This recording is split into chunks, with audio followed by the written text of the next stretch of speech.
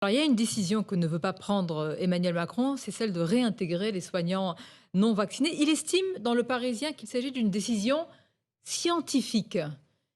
Bien justement, Est-ce qu'il a tort? ben justement, c'est parce que la base scientifique qui avait légitimé la décision d'exclusion, qui était que si vous n'êtes pas vacciné, eh bien, vous transmettez le virus, alors que si vous êtes vacciné, vous ne transmettez pas le virus. Souvenez-vous sur les autoroutes, vaccinez-vous, protégez-vous. Si vous vaccinez votre adolescent, il ne transmettra pas le virus à la grand-mère. Bon, on a vu ça toute la journée.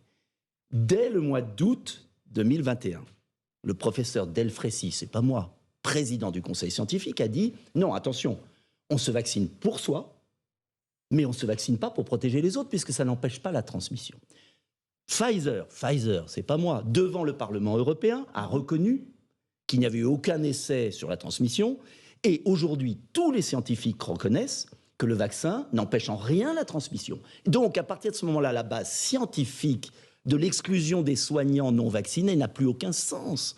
Selon vous, il faut les réintégrer alors qu'ils sont combien 4000 à peu près. Mais vous n'en savez rien. Est-ce que c'est ça qui va régler le problème de l'hôpital aujourd'hui?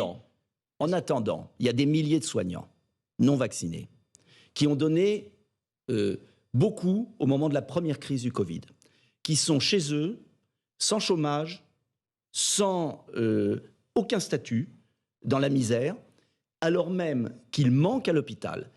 Mais je vais vous dire une chose incroyable. Tous les pays du monde ont réintégré les soignants non vaccinés. La Grèce et la... Non, la Grèce, la Cour constitutionnelle vient de décider. Mais... Tous les pays du monde. Et pour sauver la face d'Emmanuel Macron, on ne revient pas, on ne reconnaît pas une erreur. N'y a-t-il pas une question de responsabilité? Alors, si ce n'est pas l'argument... Puisque ça ne change en rien à la transmission. Il y a pas... Non, mais j'essaye de comprendre. Est-ce que pour l'exécutif, il n'y a pas un aspect moral à dire, eh bien voilà, une grande partie de la population a fait cet effort, pourquoi cette partie n'a pas accepté? Dans la vie, enfin moi je crois que dans la vie, on peut toujours commettre des erreurs. Mais ce qui est grave, c'est de répéter des erreurs.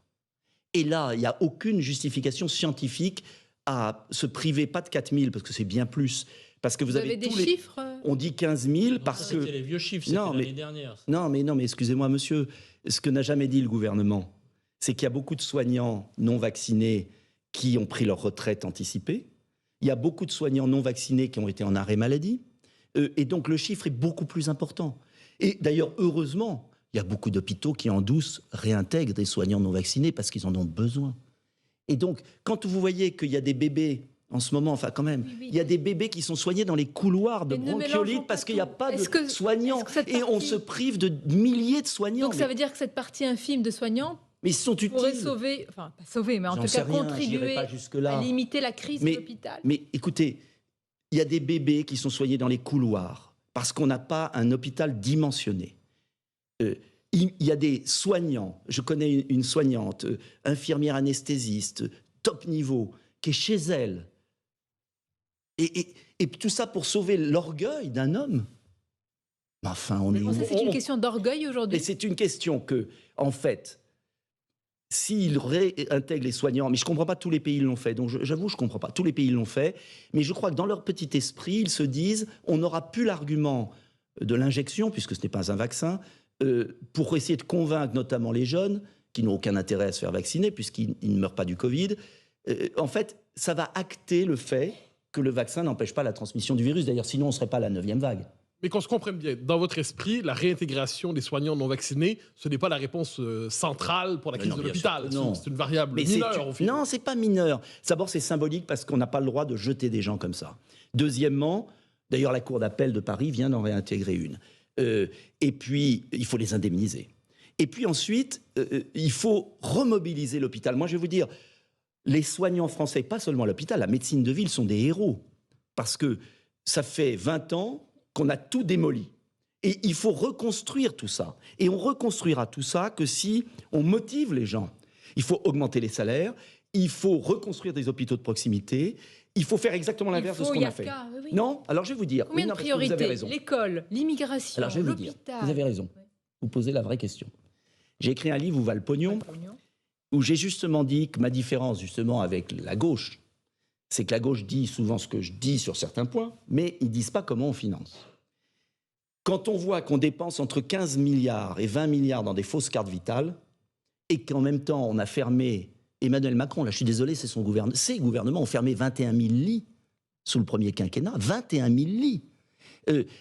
Vous savez, c'est une question de priorité. Moi, ce que je crois, c'est qu'on ne redressera la France que si on fait le ménage dans les gaspillages.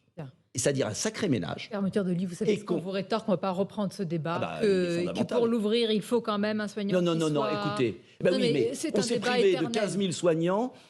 On ne motive pas les soignants parce que le Ségur de la santé, qui a été un premier geste qu'il faut saluer, n'est pas suffisant. Il faut enlever la tarification à l'acte à l'hôpital, on le sait tous. Il faut rouvrir, bien sûr, des hôpitaux de proximité, c'est-à-dire faire exactement l'inverse de ce qu'on continue de faire. Ça coûtera de l'argent, mais cet argent sera bien investi.